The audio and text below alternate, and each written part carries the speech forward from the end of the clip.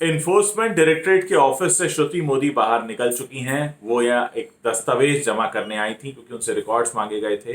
दूसरी तरफ supreme court में लगातार सुनवाई चल रही है। श्रुति मोदी जैसे ही बाहर आई, बहुत सारे टीवी रिपोर्टर्स ने उनसे सवाल पूछने शुरू किए कि अंदर उन्होंने क्या बात की है, क्या वो वाकई इस बात को जानती हैं कि रिया के हाथ में ही था सुशांत का रिमोट। जब बहुत सारे सवाल उनसे पूछे गए तो उन्होंने सीधा यही जवाब दिया कि इस समय कोरोना चल रहा है और उनकी प्राइवेसी का ध्यान रखा जाए और वो जांच में सहयोग कर रही हैं। उन्होंने अपना स्टेटमेंट रिकॉर्ड कर दिया है और उन्होंने कहा कि जब तक ये मामला इस मामले का इन्वेस्टिगेशन चल रहा है तब तक वो कुछ भी बात नहीं करेंगी। और ये कहने के बाद वो गाड़ी में बैठकर चली गई।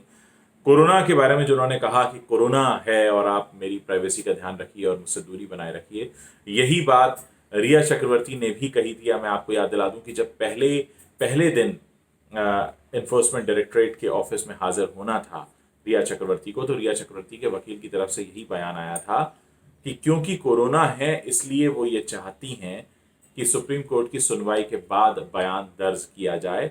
और इस रिक्वेस्ट को रिजेक्ट कर दिया था ईडी ने, जिसकी वजह से उसी दिन रिया को ईडी के सामने पेश होना पड़ा।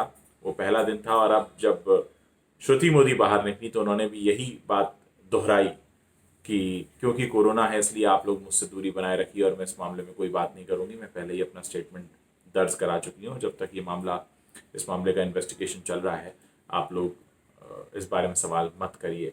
तो ये कोरोना का बहाना है, लेकिन बहुत सारी बातें हैं जो निकल कर सामने आ रही हैं कि महामारी अपनी जगह है।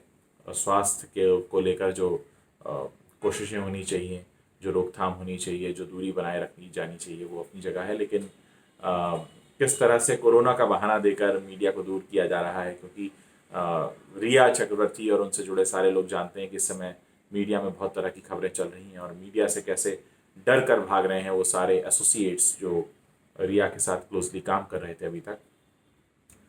फिलहाल सुप्रीम कोर्ट में जस्टिस ऋषिकेश रॉय की जो बेंच है वो सुनवाई कर रही है। कुछ ही पलों का इंतजार है जब ये बात निकल कर सामने आएगी। और सुप्रीम कोर्ट में एक और बात कही है रिया चक्रवर्ती के वकील ने कि अगर कोर्ट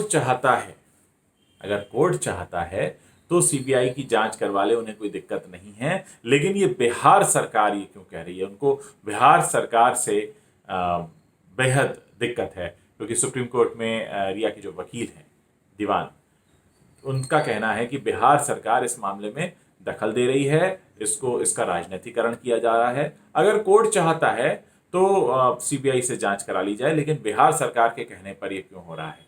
हालांकि वो अपनी दूसरी मांग पर भी टिके हुए हैं, जिसमें कहा जा रहा है कि इस केस को मुंबई ट्रांसफर कर दिया जाए। और रिया चक्रवर्ती के जो वकील हैं श्याम दीवान, उनका यही कहना है कि पटना अगर ये मामला जाता है तो वहां न्याय नहीं मिलेगा रिया को न्याय अगर कहीं मिल सकता है तो वो मुंबई ही है, ऐसा कहना है रिया के वकील का। और साथ ही वो ये भी दोहरा रहे हैं कि सुशांत की मौत से रिया अब तक सदमे में हैं और उन्हें मीडिया में ट्रोल किया जा रहा है, सोशल मीडिया पर ट्रोल किया जा रहा है, उनका मीडिया ट्रायल बंद होना चाहिए। ये वो सारी बातें हैं जो श्याम दीवान ने सुप्रीम कोर्ट में अपनी तरफ से रखी हैं। फिलहाल श्रुति मोदी निकल चुकी हैं एनफोर्समेंट डायरेक्टरेट के ऑफिस से और बाहर निकलते ही उन्होंने ये कहा कि क्योंकि कोरोना है इसलिए उनसे दूरी रखी जाए और वो इस मामले में अपना बयान दर्ज कर चुकी हैं। आगे जो भी अपडेट होगा मैं लेकर हाजिर होऊंगा। बहुत सारी बातें हैं, बहुत सारा अपडेट आज शाम तक आने वाला है और आज रात को 8 बजे मैं आप सबके साथ लाइव भी जुड़ने वाला हूँ। उसमें बहुत सारी बातें होंगी कि किस तरह से केस आगे बढ़ रहा है। फिलहाल आप बने रहिए मेरे साथ, आगे जो भी खबरें होंगी मैं लेकर तुरंत हाजिर हूँ।